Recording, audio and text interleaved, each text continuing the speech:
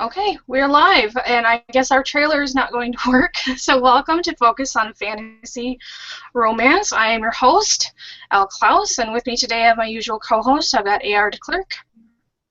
Say hi. Hello. And Paulina Woods. Hello. And hopefully a recurring friend of the show, Renee Mason. Hello. And today we're doing an interview for Paulina Woods. And this will be one of three formats we have for the show. I will read you Paulina's bio from Amazon. Paulina is a small-town girl with big dreams. She is the second oldest of three talented siblings. As early as 3, she was directing her family around acting out whatever current story was in her head. At 4, between her older brother and her, a whole universe was created, which the younger siblings were introduced into as they were born. Her natural ability to tell a story took her down many paths. She wrote plays, poems, small children's books, and short stories all before she went to high school. When picking a career, her counselor told her writing was a dying art, and so she went to school for veterinarian science. 3 years later, she dropped out of university and went to community college, picking up journalism like a pro. In 2008, she graduated with her BA in communication journalism from Cal State Fullerton. Life got in the way, but in 2013, she started a review blog, and in 2014, she released her first book, which I have right here, Stone Guardian. So welcome to the show, Paulina. Thank you. So we're going to do this a little structured. We're going to kind of take turns asking our questions and kind of pass the baton, so to speak. So I would like Amy to start, because Amy had a very thorough list of questions. Go ahead, Amy. Okay. Hi, Paulina. Hi, Amy. So the first question that I was going to ask you, I think, is one that's pretty standard for most authors. Tell us what inspires you to write. What things do you do to become inspired to write a new story? Well, what inspired me to write in the beginning was my mother. She's a writer, but she's kind of a shy one. She hasn't published anything. So when I was probably like 8 or 9, my mom used to start reading us her stories, and it kind of made me want to, oh, Mom, I want to do the same thing. So I sat down and we actually wrote one together that we're hoping to publish, giving time. But just watching my mom like create worlds kind of made me go, ooh, that's something I want to do. I kind of went the different route. My mom's more religious, and well, mine are more dirty, but like every time I get in a rut, I see what my mom is. My mom always tells me, I didn't get to publish, I didn't follow my dream, but you need to. So my whole motivation is to show the world, hey, and maybe my mama finished her 3 books that she started. So that's my motivation for writing. Very cool. So my next question, and not all authors are the same. I like to listen to music when I'm writing. Is there any specific band or playlist that you would say you would most like to listen to if you were writing your next book? I'm odd. I don't listen to music when I write books. The only time I ever listen to music is in the car. I have a country station that I play. When I'm writing, I have on Investigation Discovery. So I'm listening to murder mysteries and the such. I find it more motivating to put that into the background. Music to me, just, I don't know, it's a car thing. So I never listen to it in the house. So mine is all murder mysteries and who killed who, and I'm like yelling at the TV and they're like, oh wait, that looks like a good plot. I don't know if maybe it stimulates my mind or whatever, but that's what I have to listen. I mean, I have to be watching to be able to write. Very cool. I like to have Criminal Minds on reruns playing constantly sometimes because it's just droning noise, but every now and then I look up and like, oh, there's Reed, so then I'm good, you know. Yeah, So. you have to love Reed. I love him. You have to. And if he's dressed like Doctor Who, like it's all over for me right there. I'm just like, oh, it's Dr. Reed. Maybe he'll do it again this season. Oh, I hope so. He's so cute. So another question that came to mind when we were talking about interviewing each other was if you could have your book in Barnes & Noble on a bookshelf next to any other authors, who would you most want your book to be shelved with? That's actually an easy one. I would love my books to be shelved next to Sharon Kenyon, only because I've had so many people tell me that my books run more towards her. She's more mythology. She's more, fantasy. And I had one girl actually tell me, she's like, after I finish reading your book, I have a bookshelf and yours went right next to Sharon Kenyon. I'm like, yes! And I met her like 3 times, and I love her. So I'm like, put me right next to her, right there. It'd be beautiful. I love her too. She's very talented and very prolific. So, oh, and yeah, she's an excellent choice. In person, she's funny. And she's little. Yeah, she's I kind of get some of the humor in her books. But yeah, that's a good choice. Yeah, that's a good choice. She's definitely one you'd want to be shelved next to in the fantasy romance genre for sure, I think. Okay, so I'll wrap up my questions and ask you one more. So when you grow up, what do you see yourself doing as an author maybe 5 or 10 years down the road? Where do you want to be? I already have a list of books I have to write. Not need to write, I have to write. And I actually am hoping to finish out my Witch's Amulet series next year, start a sci-fi fantasy, and kind of finish out another African urban fantasy. So I'm hoping to be one of the top writers of African fantasy. That's where I'm pushing towards, is African fantasy writer. Yeah, that's a pretty good niche genre to want to aim for, because I think it's less explored probably, so it might be the next breakout thing. So maybe I think you're aiming for a good spot there. Okay, so I'll pass off the questions on to whoever's next. Elle, if you wanted to take over from here, and thank you so much for answering my questions, Paulina. So everyone on the podcast, at least in the video feed, is a writer, and everyone has their own kind of process for how they come up with stories and how they develop their characters. So in Stone Guardian, which I've read and loved, I wanted to know your inspiration and how you pronounce your main character's name. I was saying Milka. Is that how you pronounce it? I call her Mike. I used to call her Micah until someone was like, there's an L. And I was like, you know what? In my head, fine. Yes, it's pronounced Milka. So you were pronouncing it right. Well, it's because I found her name because I needed a name that meant strength. So that's kind of where I got her name from. And then, unfortunately, my brain just kind of pronounced it the way it wanted to. Just like Gerard, it's not Jared, it's Gerard, which a lot of people don't really notice either. So that's her mate's pronunciation. So what was your inspiration for this character? And I know at least a lot of my characters kind of have at least one essence of myself in it. So how much of your character is based on yourself? The whole book, almost all of my characters come from people I actually know in life from either one of my jobs. So Milka actually takes on a lot of characteristics of me, other than the fact she doesn't cuss as much. But people who've read it at work, they even see, in Gerard, they see my boyfriend, which is, I'm like, no, wait, no, I promise it's not. They're like, no, yeah, it is. My boyfriend's an ass, and he's an ass sometimes, but he's really sweet. Also, she's kind of shy, she's heavier, and so I think I just draw from people around me, honestly, and she's me.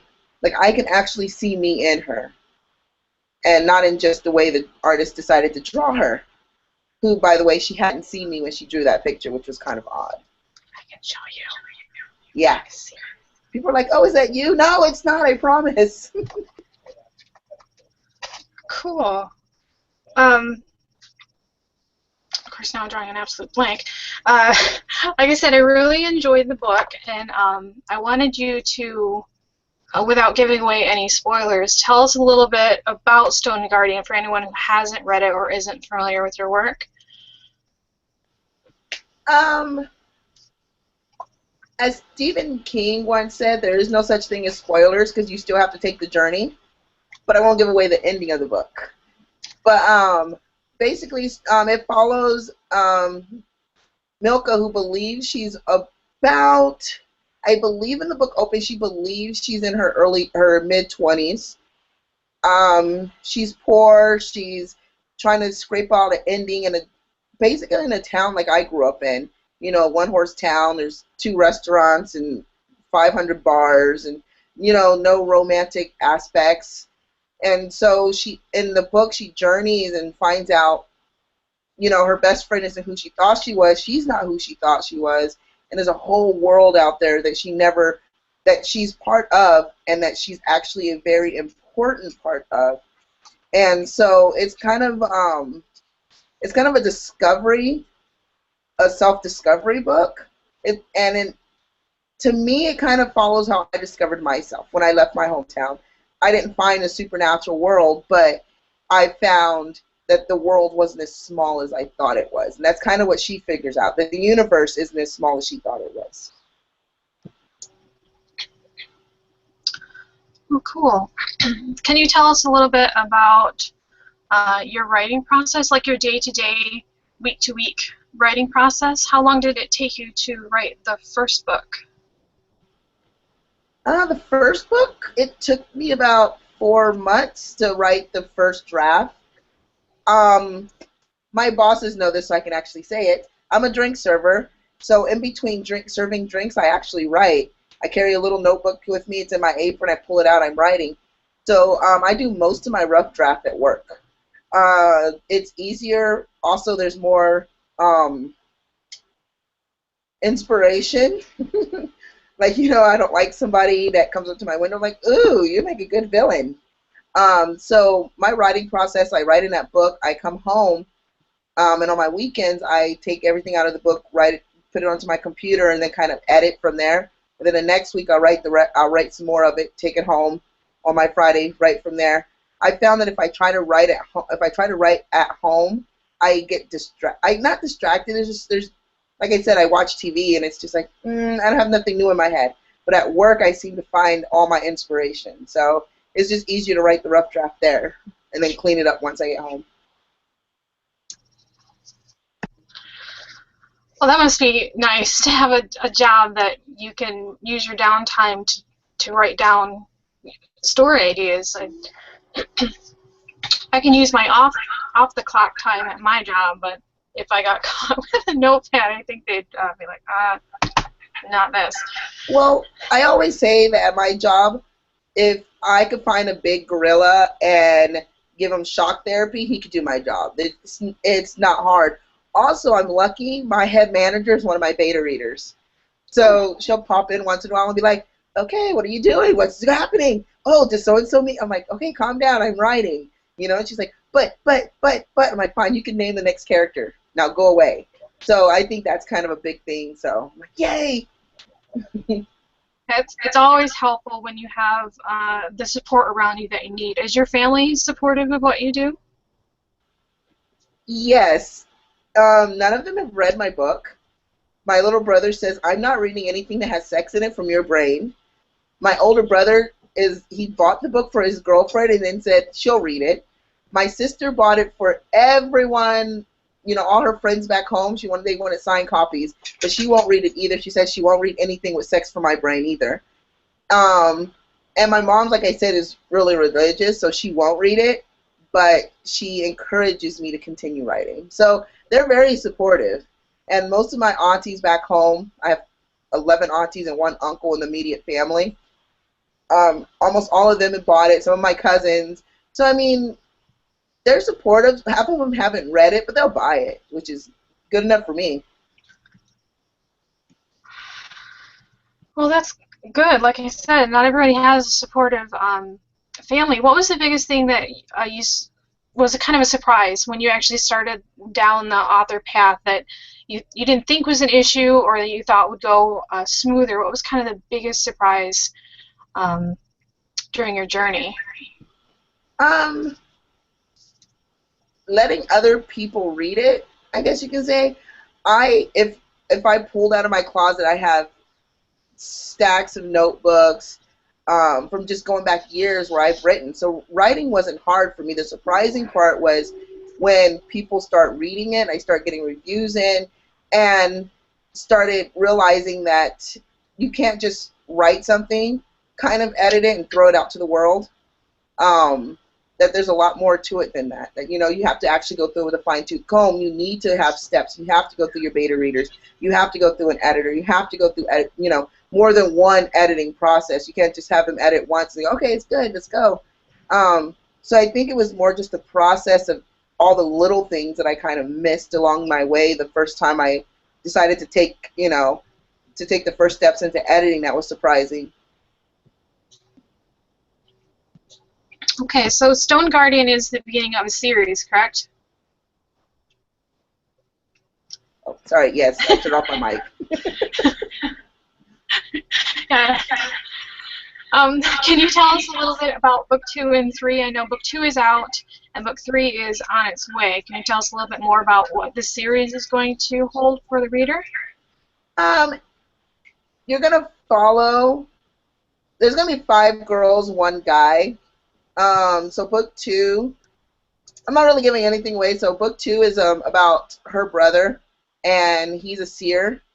So it's based on the 5 elements. She's fire. He's also fire, but he's a seer. She's a healer.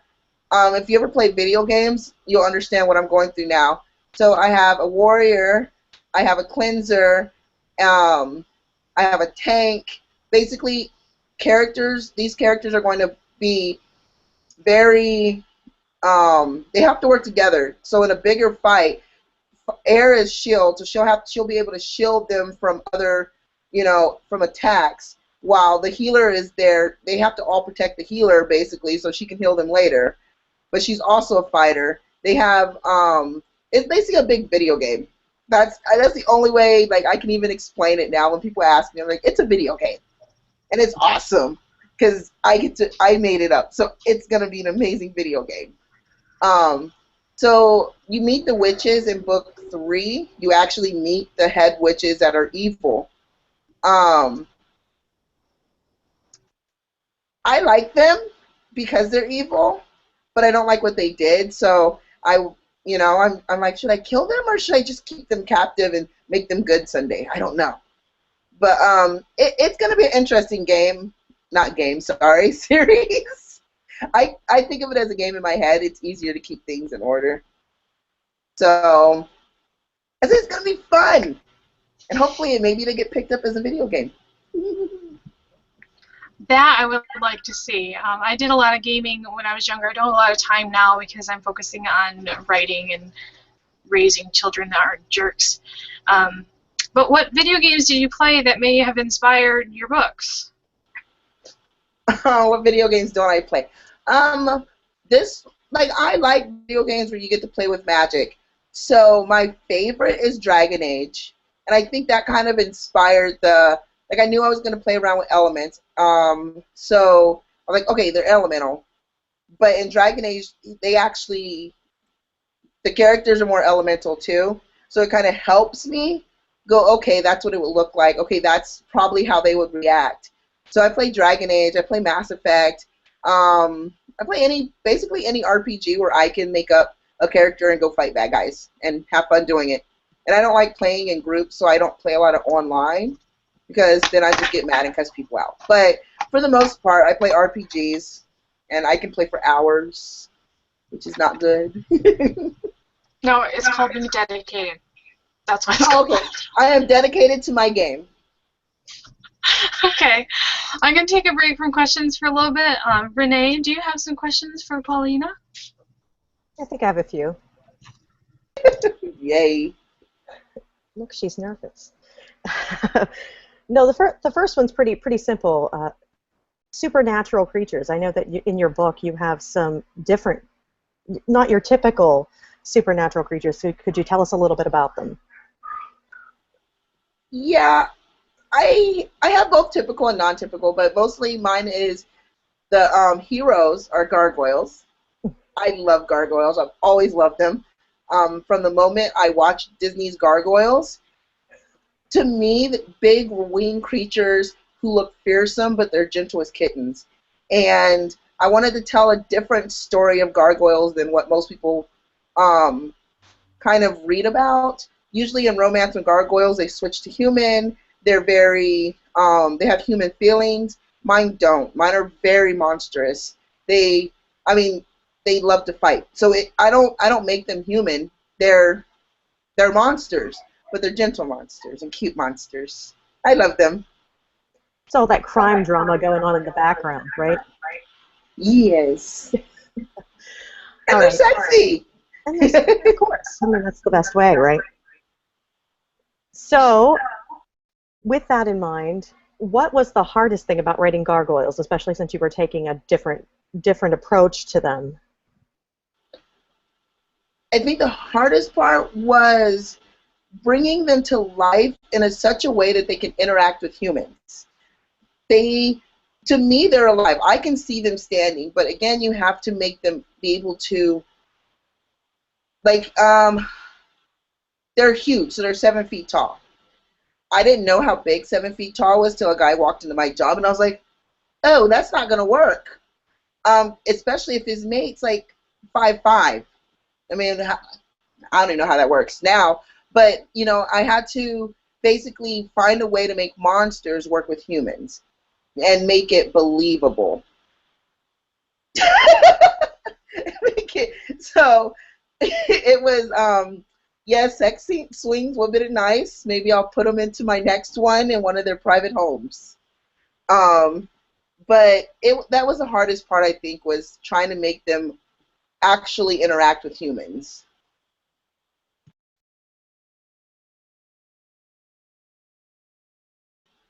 You have to turn your mic on, Renee. I'm not used to this, see? All right, so so you talked a little bit about taking your notes at work. Do you outline, or are you a pantser, or are you an outliner? Do you plot the entire thing out and then write? How do you go about it? If I try to plot, I seriously start throwing pins against the wall. I'll probably throw coffee at people. I write usually from beginning to end. Sometimes I'll skip over scenes. Like, I just write whatever's in my head, and if I'm on a good one, I don't even hear the guest. I'm just like, like, excuse me, ma'am. I'm like, oh, I'm sorry, what did you need? And the whole time I'm talking to them, in my head, I'm like, okay, now where did I stop? Where are they going? I write from beginning to end. I don't plot.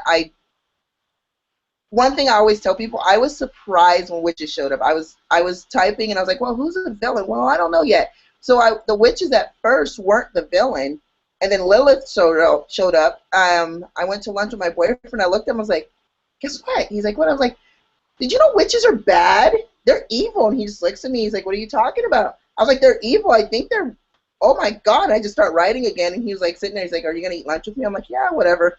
I'm busy. So my characters come to me. I can't plot them out. I tried, and they just seem so fake.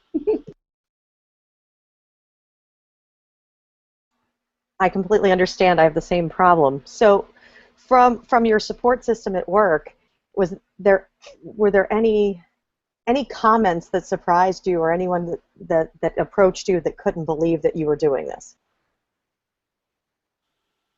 Your mic? Well, not that they couldn't believe that I was doing it because of the way I am at work. They were surprised that I went through with the publishing of it. Some of them, not less supportive, just people I don't really talk to because my personality is kind of like in your face. They were more like, wait, you write? What? What do you write? You know, and if I say fantasy romance, you get that little blank stare. And you're like, no. It's good fantasy romance. So, I mean, I don't think it was more surprise. I think it was just like, oh, you actually published. You're not just writing. Yeah, I went out there and published it. So which character is your favorite? So far, Marcus. He's in the second book. Um, he basically was locked away from the world forever in a stable, and he's just so darn cute, and he's growing into his power throughout the series. I didn't want him to grow into his power too quickly in his book because of the fact he's a powerful seer. And as I watch him grow, and he's showed up in book 3, and I'm just like, oh, I want to keep you forever as mine, and then I'll have to fight Michael for him. So I'm like, fine, you can keep your mate, but you're my favorite. So far. We'll see what happens after a while. So what was the most challenging thing about writing your books? Writing. I have a learning disability, so I have a very hard time focusing. So my whole thing is I see things in my head. I can explain them, but when it comes time to actually throw it up on paper, sometimes I get stuck and I get frustrated.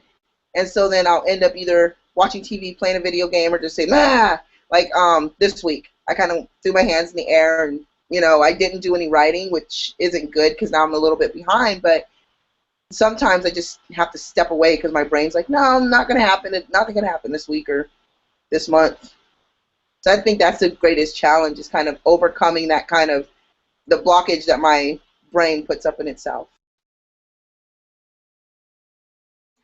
So you talked about your future projects. Can you tell us a little bit about them?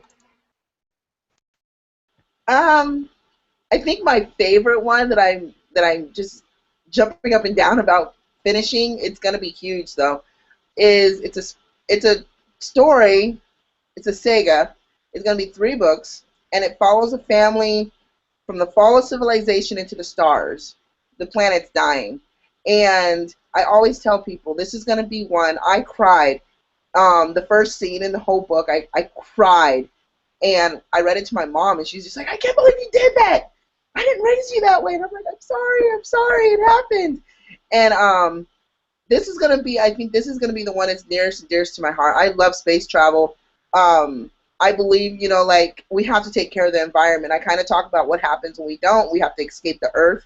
But I also bring in facts about we're the only animal in the world who will take care of the weaker in our species. And so I kind of touch on that a little bit. And I make hard decisions.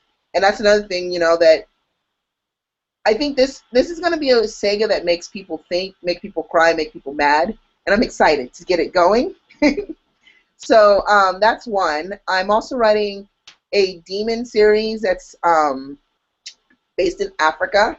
It's based out of Kenya. Instead of following more of the Western culture fairy tales, I'm trying to go back to, trying to do African fairy tales, African lore. So that one's called The Demon Within. That's going to be more urban fantasy because it's going to follow one character for about 3-4 books.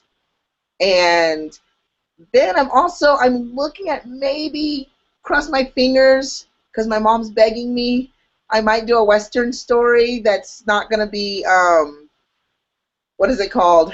There's not going to be any sex in it. It's going to be like kind of churchy. But I think I'm going to write it under a different name just because there's no way I'm going to put my name on something like that, but my mom wants it. So I'm like, okay, Mom, I'll write one just for you because, she's my mom. So we'll see how that one goes. Churchy. No, that's great. So that's really all I had for right now. I'm going to go ahead and turn it over to Elle. So do you find that it's hard to... Can you hear me? Okay, I see people nodding. So do you find it's hard to switch between fantasy and the sci-fi elements and then urban? I mean, is this all just something that you've always done? Because I know that genre, some people are like, well, you don't cross lines in genre. Genre is, finite and don't crossover and fantasy romance in and of itself is kind of definitely nichey, but do you find it difficult to switch from like a sci-fi romance to a fantasy romance to an urban type romance? Not really. They're all the same to me. I just write. I mean, I have to put labels on them to be able to market them, but in my head, it's all the same. It's a person trying to get somewhere and throw a bunch of magic in there. And every single one of my books are going to have magic, except for, of course, my sci-fi. It's more, well, yeah, there might be not magic, but there might be otherworldly creatures later on. But to me, it's all a book is all the same. Like I read Scottish romance. I love it. But to me, Scottish romance and reading about someone in America during the 20th, during the 15th century, to me, it's all the same. It's still a man and woman fall in love. So it just matters what they wear and how they talk. So no, it's not hard for me to switch at all. Right before this, I was writing the demon one, and when I get done, I have to go finish up a short that I have no name for. Yeah. So you started. So you'll start a project not knowing the name of it, not knowing what it's actually going to end up being. Yep. Stone Guardian was actually named Carved in Stone, I think it was, or Stony Man, or it was something so stupid. And I was like, what? Like, I go back, I was cleaning out my computer, and I was like, ooh, that was a horrible title. No, Stone in Love with Stone. There it goes. I know it's something so stupid, In Love with Stone. I was like, I don't think that's gonna. I'm glad I didn't keep that title. That was stupid. So no, I don't go in knowing titles. I usually, like, if you look at it, it says book 3, or it'll have where it's supposed to go, or the published date, or I'll have it the main character's name. So and I usually, like, one of my beta readers, she came out with the book name for book 4. I was like, that sounds good. And if I still like it when it's time to publish, I'll keep it. So will you share the name of book 4? So far, it's Royal Guardian. So, okay, let me see. Book 1 is fire. Book 2 is fire. Book 3 is earth. And then book 4 is spirit. So she's a conduit. She amplifies everybody's powers. But she's very quiet. She grew up, she was supposed to be part of Hidden Guardian, which, I hated the name, so I had to change it.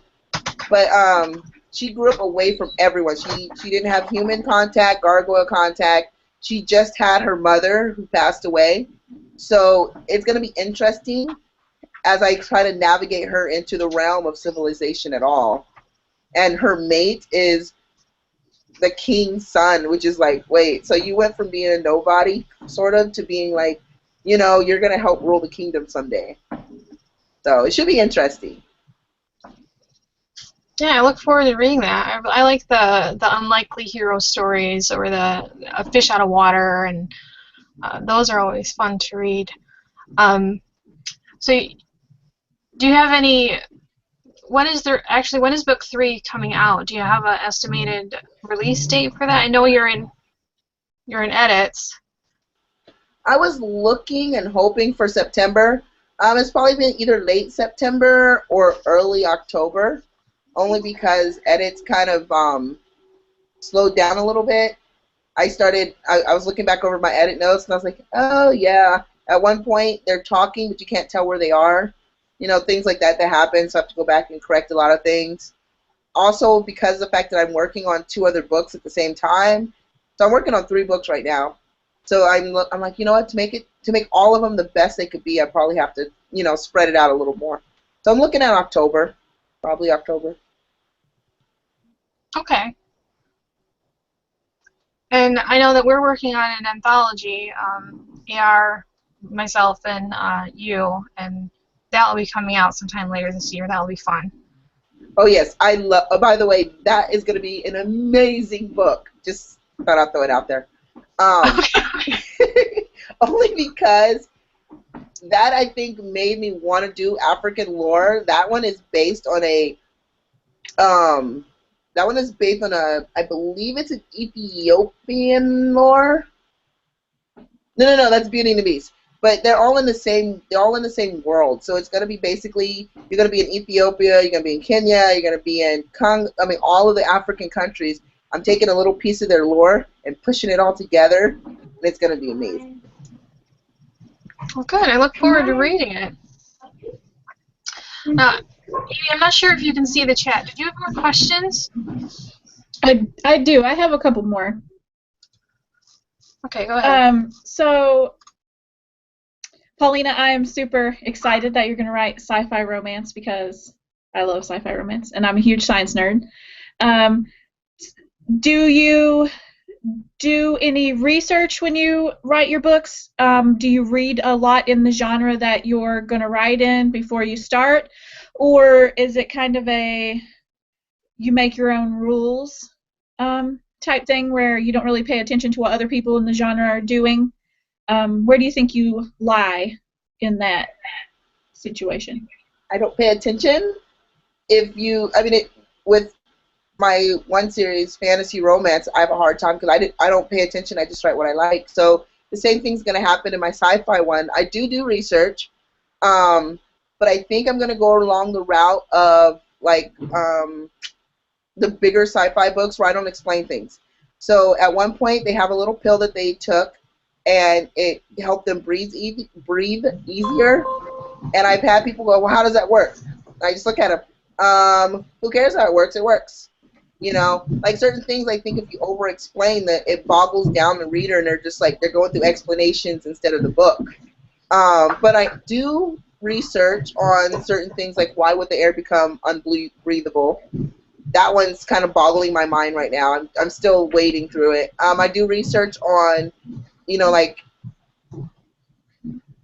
building materials and that kind of stuff, because later on they have to actually build houses that will give them fresh air inside but still allow them to go outside, protection from certain things. So for the most part, yes, I do research, but most of it comes from in my head.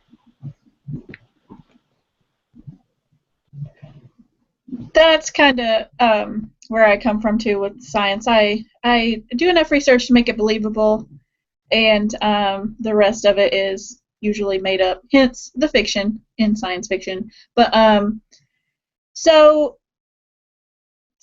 tell me, are there any other genres? I know you said you're thinking about maybe like a clean or a sweet romance for westerns, which I love westerns, by the way. But are there any other genres you want to jump into sometime down the road? Anything that's interesting or exciting? Maybe a punk genre that you're going for, or anything that you'd be interested in writing?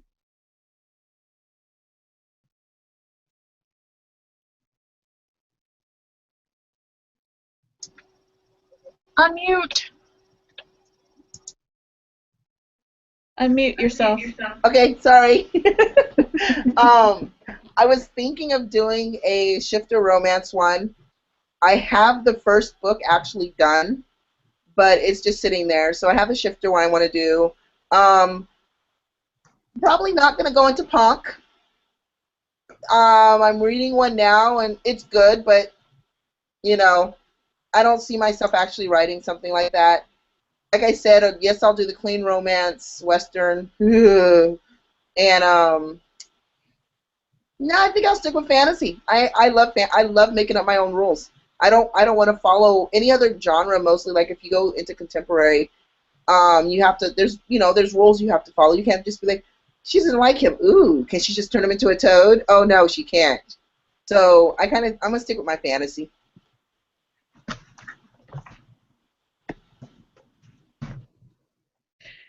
I don't blame you for liking the freedom that comes with writing fantasy. I think that's kind of appealing to all of us who write fantasy because when you merge the supernatural and the reality, it kind of opens up all kinds of opportunities. I just saw a comment that came up that said, I like fairy tale rewrites. Is that something you'd ever do, rewrite a fairy tale? gender swap a fairy tale. We talked about this once. We'd really like to do like a villain wins a fairy tale, which Disney kind of stole that from us. But still, is there anything like that that you'd be interested in doing? Yes. Actually, I'm doing Beauty and the Beast rewrite, but she's a pirate, and he's, of course, if I ever write a story and there's a beast in it, just be warned, he's staying the beast, or she's staying a beast. I'm not shift changing. I'm shift changing, because I believe, like, I fell in love with a white guy. I'm not gonna be like, I wish you were black. Here, let me paint you. You know, because I fell in love with who he is. If you fall in love with a monster, congratulations, they're a monster. So I'm doing Beauty and the Beast. I love monsters. I'm doing, like I said, you know, most of the lore, but I'm not going to do like fairy tales from the Western cultures. I think I want to kind of tackle the ones from on the African continent, because theirs are amazing. Like, I didn't know that, like, their creation stories are so cool. Like, one of them is, I guess this guy was lonely, so then he like had like a bunch of kids with, I don't even know how he had them, by the way. He didn't have them with a person, so it's weird, but some of them were good, some of them were evil, so some became angels, some became demons. And so I'm like, ooh, that's a good story. You know, just like little things like that. So I think I'm going to rewrite a lot of fairy tales, but they're not going to be from Western cultures.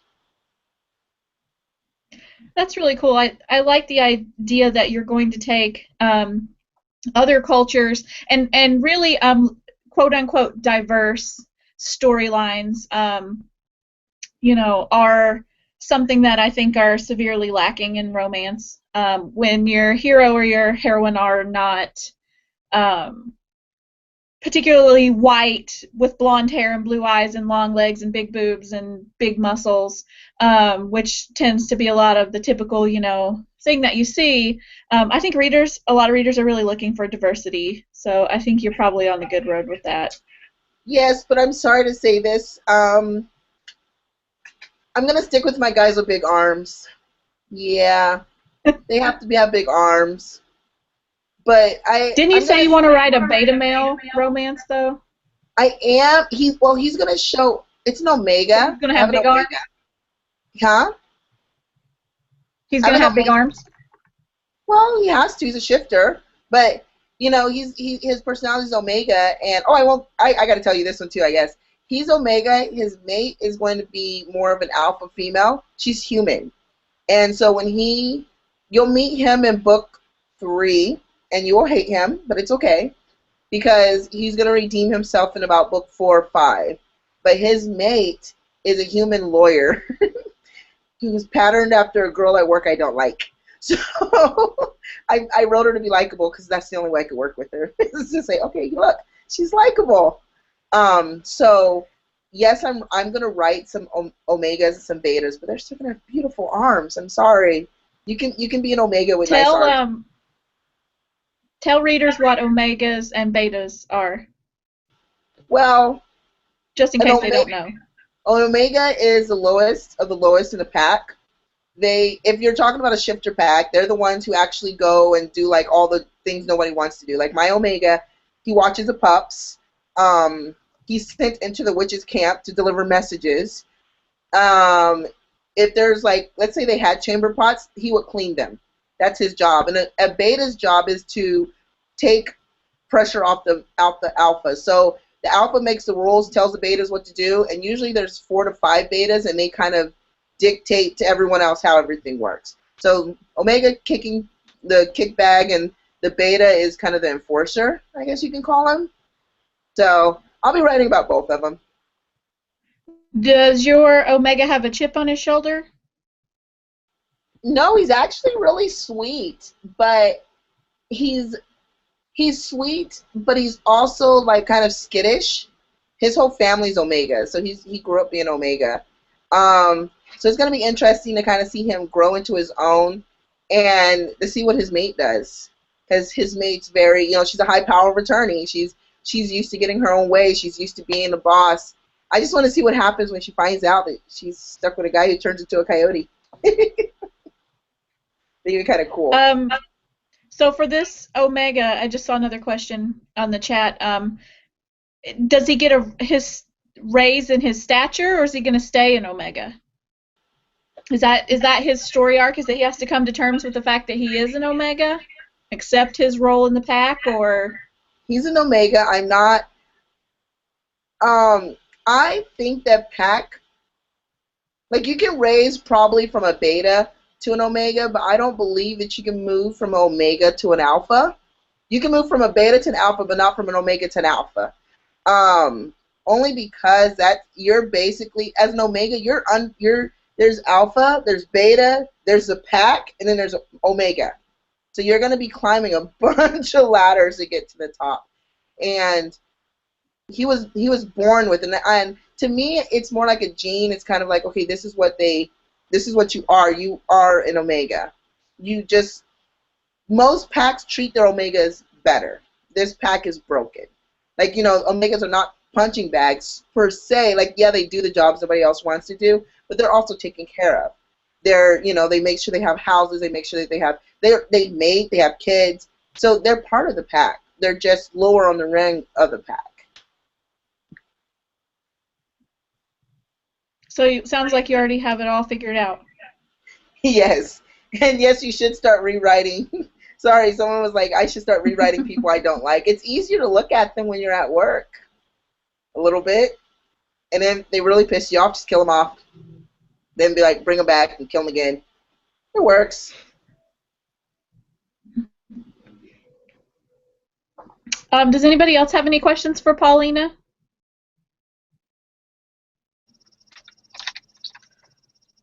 I don't. Renee? I'm good.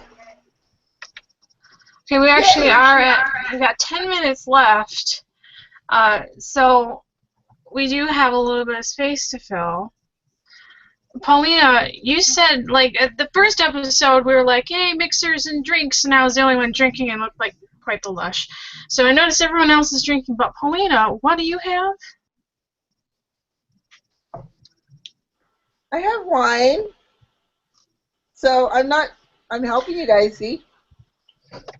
I have a New Belgium heavy watermelon beer today. Ooh.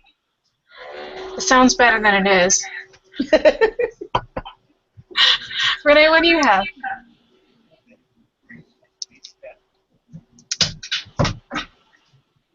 I couldn't see that. Was that your menage a trois? Oh, no. That's my book. My wine is a pack of red. Ooh. Gotcha. Is it sweet? Not really. I mean, I guess for a red it probably is, but it's not a sweet wine. I like sweet wine. I do too. I have limoncello is what it's called. And it's like a lemony flavored wine. That I good. It's a little sweet. I picked it up in the grocery store. We're now all winos. Yay! Well, except for somebody who's a beero. No, I normally a wino. I normally actually like Barefoot brand Moscato, which is really sweet. It's like melt your teeth out sweet. Mm-hmm. But I didn't have any of that in the fridge today, which I'll have to remedy quickly. But I had this. I'm trying to get my husband to brew some mead, which is wine made out of honey. No luck so far. That's what I have to work on, is finding like the different beers at work. Not for me to drink, but for my books. Like, anybody else have to like do research and think, okay, like, they did mead, but they did it because of the fact that it was easier, kind of easier to make and stuff. I'm like, because I can't have alcohol that's hard to make in like a post-apocalypse world. Moonshine. Yeah. You can make moonshine from spare car parts. Well, they do travel in a bus. I guess they can have a moonshine somewhere, on a moonshine maker thingy on there somewhere. Actually, you should. I think there's a documentary called like How Beer Saved the World or something like that. The brewing beer process actually makes rancid water safe to drink. So a lot of the ancient cultures didn't drink water. They drank beer or ale or something fermented because it was safe to drink and it wouldn't give them bacterial infections and kill them. So I would totally imagine that in a post-apocalyptic type of setting that they would also revert back to drinking fermented beers and ales and whatnot, because you have to boil the water to get it to ferment, and that makes it safe to drink. Ideas. Sense. Yeah, now that answers that. Oh, my kitty! Come here. Oh, wait, never mind. My dog came too. See, Renee, my cat looks like yours. Let me see if you can find him. There he goes. Hey, no ball. He's cute. He does look like Willie. I don't know where Willie went. He was hanging out on the desk over here. But he's gone. Well, he's a baby. I think yours is way older than mine. I think he's like 3 years old. Oh, mine's 9. Yeah, he's ancient. Yeah, no. I have an ancient dog. She's 11, 13, something. She's old. Gray hair and everything. Huh. What are you looking at? Does anybody else have their cat look at the ceiling or a certain place all the time and meow? Yes. Yeah. Okay. It's not just me. He doesn't meow. My cat doesn't make any noise. But she'll stare at something for a long time. But he stares at the same spot. I think there's a ghost in my room. Gremlins. Well, you know what? If you're going to be a gremlin in my house, you need to clean. Don't just Ancient take up my air. Egyptians said that cats were the gates to the netherworld.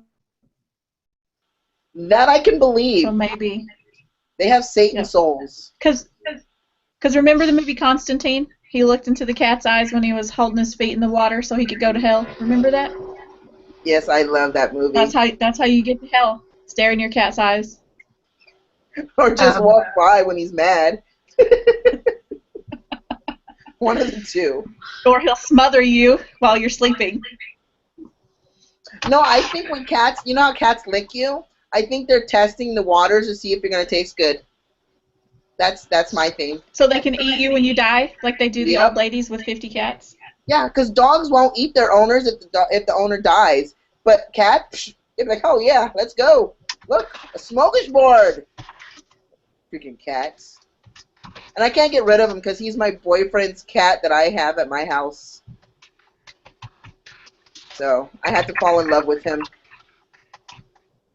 He don't leave socks over my house, but he leaves a cat. Huh. I have a very uncat-like Someday cat. if he's your husband, he'll leave socks all over your house, I promise. Oh, no. I don't believe in that, so he's never going to marry me, so we're good. He better not leave socks in my house. I'll burn them!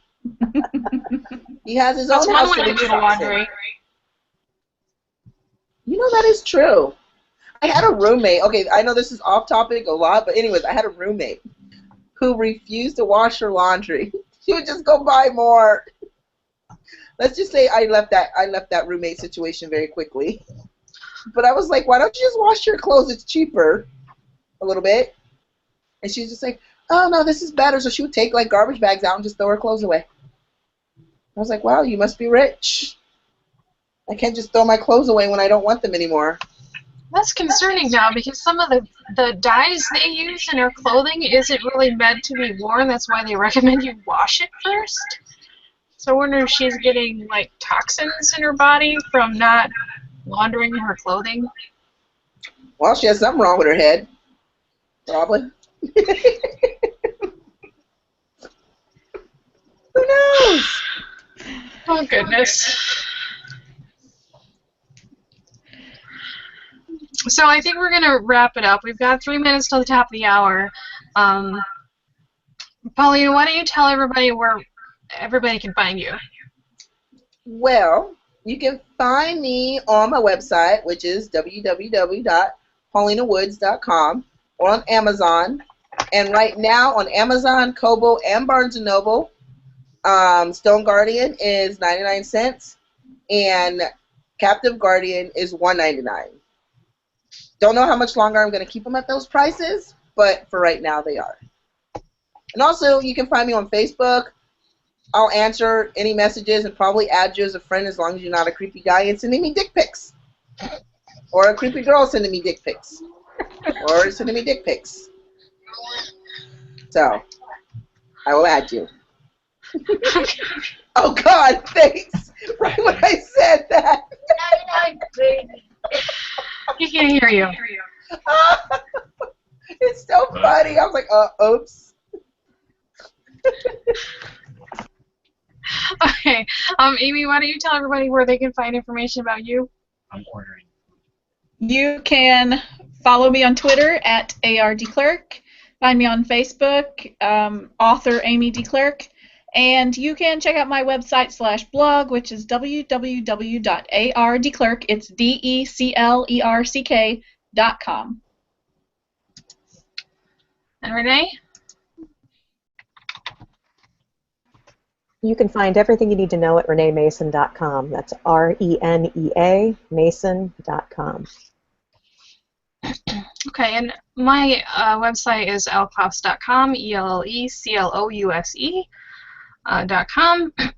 We Focus on Fantasy Romance does have a blog. It is focusonfantasyromance.wordpress.com, and we post all of our episodes there, so you can always catch up on back catalogs. And I'm going to work on getting things into the actual podcast, so you can actually find us on iTunes and whatnot. And next week we are actually going to do a book chat. So we are going to all read the same book and then talk about it for an hour, hopefully, on the air. We're going to read The Last Necromancer by C.J. Archer, which on Amazon right now, the Kindle version is free. So if you wanted to grab a copy and then join us next week, we can talk about that. So unless anyone has anything pressing to share, I think we'll wrap it up. Everybody's good? Good. Okay. Well, thanks and have a nice night. Goodbye.